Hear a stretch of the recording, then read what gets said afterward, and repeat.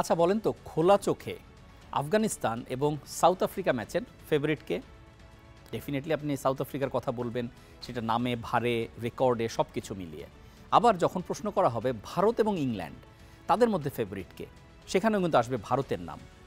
কিন্তু টি-20 বিশ্বকাপের এবারের যে সেমিফাইনাল লাইন আপ, সেখানে কি ফলাফলগুলো এভাবেই হবে, নাকি আরও কোনো চমক অপেক্ষা করছে? সেসব নিয়ে কথা বলবো। সবাইকে স্বাগত জানাচ্ছি লেটস প্লেতে। আপনাদের সঙ্গে আছি আমি রাকিবুল হাসান।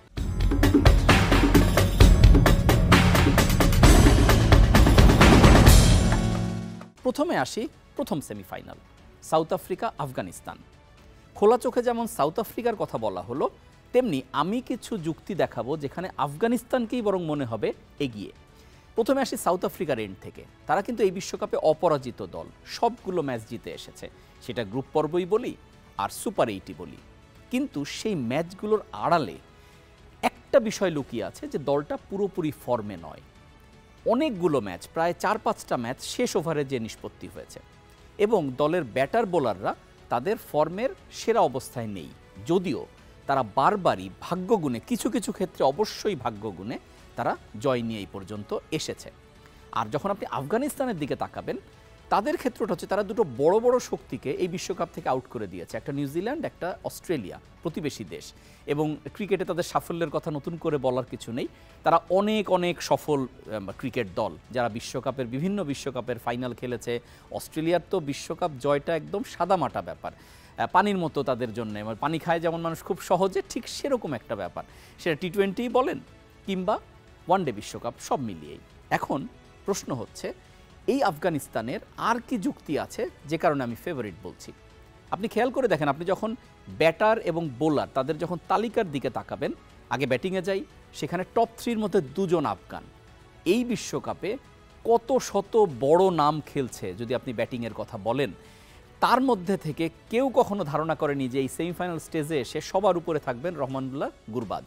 তার রান হচ্ছে 281, আর তার যে ওপেনিং পার্টনার জাদরান, তার রান হচ্ছে 255, এবং তারা 1 এবং 3-এ আছেন। আবারও মনে করে দেখেন কত শত নামের মধ্যে তারা কিভাবে উপরে উঠে আসলেন। কারণ এই দলটা ওপেনিং থেকে দারুণ সব রান করছে, এবং সেই রানটা আটকানোর জন্যে, সেই রানটাকে উইনিং স্কোর বানানোর জন্য তাদের বোলাররা একদম পারফেক্ট রোল প্লে করছেন। এখন জন্ম সনদ দিয়ে খোলো বিকাশ স্টুডেন্ট অ্যাকাউন্ট, নিজের বিকাশ নিজে কর। বোলিংয়ে যখন আবার যাবেন আপনি, সেখানেও শীর্ষ নামটা কিন্তু আফগানের ফারুকি। তিনি পেস বোলিং করেন, বাহাতের পেস বোলার। তাকে তার বোলিং দেখলে অনেকটাই ওয়াসিম আকরামের কথাও অনেক সময় মনে পড়ে যায়।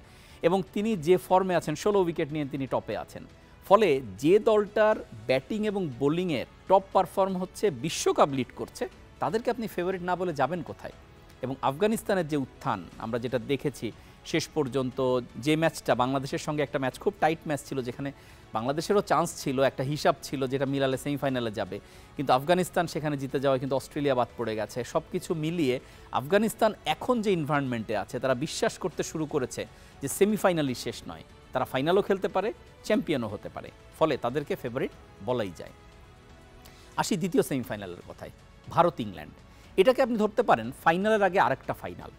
কারণ এমনিতে এই 4 দলের মধ্যে আপনি যদি ক্রিকেটীয় কনটেক্সটে বলেন যে কোন 2 দল ফাইনাল খেললে ভালো হয় বা যৌক্তিক হয়, সেটা কিন্তু হবে ভারত এবং ইংল্যান্ড। কারণ এই দুটো দল টি-20-র যে মেজাজ, সেই মেজাজটার পারফেক্ট রিফ্লেকশন তাদের মধ্যে দেখা যায়।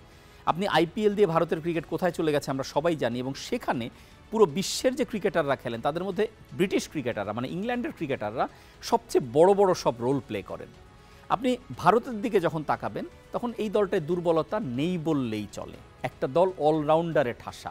সেখানে যখন আপনি স্পিন বোলিংয়ে যাবেন, 3 জন স্পিনার তাদের খেলেন 11-এ, তার মধ্যে 2 জন আবার অলরাউন্ডার, রবীন্দ্র জাদেজা, আকসার প্যাটেল, তারা পুরো দস্তুর অলরাউন্ডার। তার পাশাপাশি কুলদীপ যাদব, যাকে অপোজিশন খেলতেই পারছে না রিসেন্টলি। আপনি যখন পেস বোলিংয়ে যাবেন, বুমরা তো একটা বিস্ময়। বুমরা শর্ট রান আপে যে পেস ক্রিয়েট করেন, তিনি যে লেন্থে বল করেন, তার ডেথ বোলিংটা যেটা, বা যখন রান চাপানো লাগে, যেটাই করা লাগে কিনা, বুমরা একটা পারফেক্ট চয়েস যে কোনো দলের জন্য। ফলে এরকম যখন একটা বোলিং অ্যাটাক থাকে, এবং সেই বোলিং অ্যাটাকের জন্য এবং অলরাউন্ডার বেশি থাকার জন্য ভারত কিন্তু এবার সলিড ব্যাটার কম নিয়ে খেলছে। আপনি যদি ব্যাটিংটা দেখেন, একদম শুরুতে রোহিত শর্মা এবং বিরাট কোহলি, দুটো বড় বড় নাম ওপেন করবে। এরপরে যে ঋষভ পান্ত এবং সূর্যা কুমার, এখানে এসেই কিন্তু ব্যাটিং শেষ, এরপরে সব অলরাউন্ডার, একটার পর একটা অলরাউন্ডার। হার্দিক পান্ডিয়া মানে একটু ফর্মের বাইরে ছিলেন, কিন্তু তিনিও এখন দারুণ ফর্মে। সব কিছু মিলে ইন্ডিয়ার আসলে কোনো খুঁত দেখা যাচ্ছে না। এখন অনেক সময় একটা কথা বলা হয়, কোনো খুঁত না থাকা মানেই কিন্তু একটা খুঁত। এটা মানে ভুলে গেলে চলবে না, কারণ যুক্তি দিয়ে যদি চ্যাম্পিয়ন করা যেত তাহলে তো অনেকবার অনেক দলই চ্যাম্পিয়ন হতো। আপনি বিশ্বকাপে মনে করে দেখেন তো, ওয়ানডেই বলেন আর টি20 বলেন, যে দলটাকে যুক্তি দিয়ে আপনি বলবেন চ্যাম্পিয়ন হবে, তারা কয়বার চ্যাম্পিয়ন হয়েছে? মানে আপনি কিন্তু খুব বেশি উদাহরণ দিতে পারবেন না। ইংল্যান্ডের দিকে যখন তাকাবেন, ইংল্যান্ড কিন্তু অনেক পরীক্ষা নিরীক্ষার মধ্যে দিয়ে এসেছে। তাদের দলও যে পুরোপুরি ফর্মে আছে তা না। তাদের টপ অর্ডারের সব ব্যাটারের স্ট্রাইক রেট, টি20তে স্ট্রাইক রেট খুব ইম্পর্টেন্ট, পুরোটাই কিন্তু সবারই 150-এর উপর। আপনি বাটলার বলেন, ব্রুক বলেন, আপনি লিভিংস্টোন বলেন, বেয়ারস্ট্রো বলেন, যার কথাই বলেন, সব 150-এর দিকে স্ট্রাইক রেট।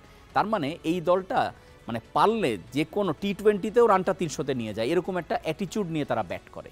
ফলে তারা যদি একটু উইকেটের অ্যাসিস্ট পায় তাহলে কিন্তু রানটা অন্য লেভেলে চলে যাবে। অপোজিশন 200 করলেও তারা চেস করতে পারে, নিজেরাও 200-র উপরে যেতে পারে।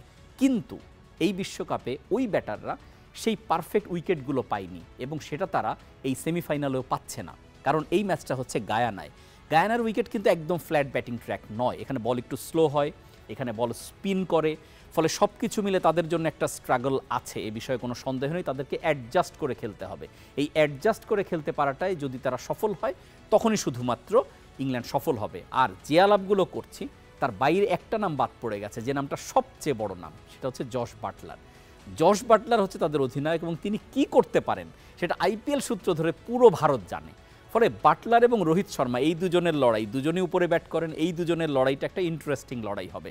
বোলিংয়ে ইংল্যান্ড কিছুটা পিছিয়ে থাকবে, কারণ তাদের লেগ স্পিনার আদিল রশিদ, তিনি এই গায়ানার উইকেটে ভালো করার একটা চান্স আছে, এবং তাকে ভালো একটা সাপোর্ট দিতে হবে মঈন আলীর। কারণ ভারতে কিন্তু স্পিন নিয়ে কোনো টেনশন নেই, তাদের পর্যাপ্ত স্পিনার আছে। ইংল্যান্ডে কিন্তু একটা শর্টেজ আছে। একটা লেগ স্পিনারের সঙ্গে মঈন আলীকে ভালো করতে হবে। আর বোলিংয়ের ক্ষেত্রেও ওদিকে যেমন বুমরার কথা বলেছিলাম, এদিকে আপনাকে আর্চারের কথা বলতে হবে। এখানে একটা দারুণ লড়াই আছে। সব কিছু মিলে ভারত এবং ইংল্যান্ড এই ম্যাচে কে জিতবে এটা বলার চেয়ে নিজের পায়ে নিজের কুড়াল মারা ভালো। এটা বলার কোনো সুযোগ নেই, যে কেউ জিততে পারে। আর প্রথমটাতে বলছিলাম, আপনার হয়তো স্বাভাবিকভাবে মনে হবে সাউথ আফ্রিকা ফেভারিট, কিন্তু আমার মনে হচ্ছে আফগানিস্তান ফেভারিট।